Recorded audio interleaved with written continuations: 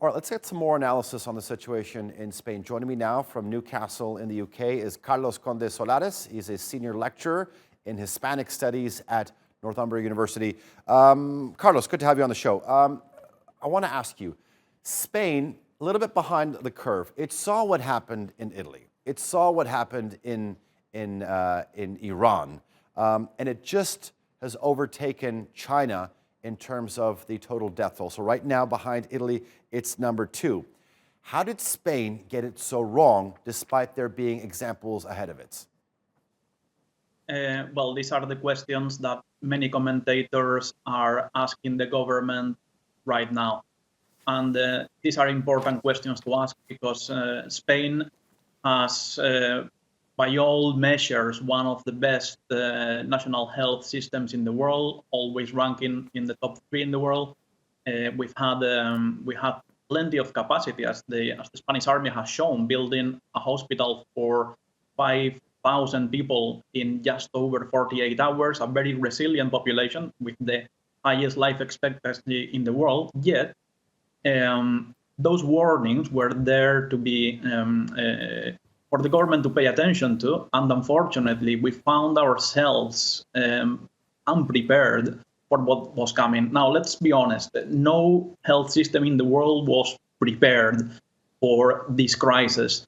But in Spain's case, there are very serious questions to be asked of the central government because of the lack of planning, because of the very poor coordination that has taken place, and also because the system itself, the autonomous community system, has proven to be a bit of a difficulty when it came to coordinating the different health ministers across the autonomous regions. That's actually an interesting point you make there. All right, you said that no one actually can fully prepare for a crisis like this, and I think one of the areas that's certainly most hit is the economy. We've seen various countries sort of come out and announce multi-billion-dollar stimulus packages to sort of soften the blow of this crisis.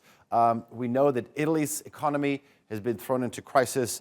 I'm wondering how this is, what type of effect this is going to have in Spain, because the Spanish economy could arguably have been in a weaker state than of Italy's.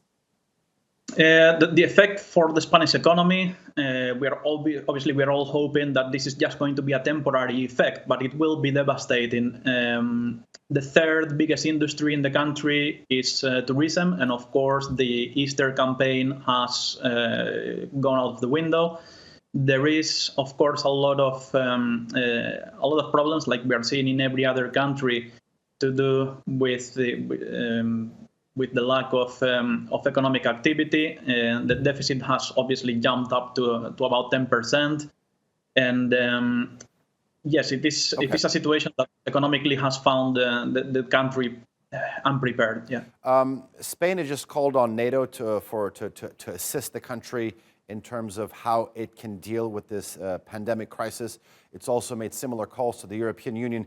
I'm wondering how you think this, the calls coming from Spain, but also other countries as well, will test the fundamental values of these organizations, because NATO, it's a military alliance. This is, I think, what's going to make or break both NATO and the European Union. This is how serious the situation is. If NATO doesn't help Italy and Spain, and if the European Union proves ineffective, for instance, there's been talk of Corona Euro bonds. There's been talks of about other types of aid for Italy and Spain. And if the European Union and NATO don't step up to the plate, I'm afraid that we are going to see a very substantial realignment worldwide, and its consequences, well, no one can predict those. We have already seen how Russia has moved in to help Italy. We have already seen how the Spanish government has received aid from China.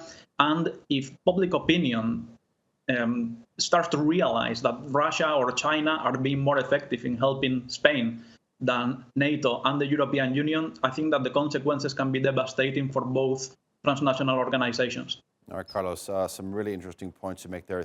Thank you very much for joining us here on the NewsHour. I do appreciate your analysis.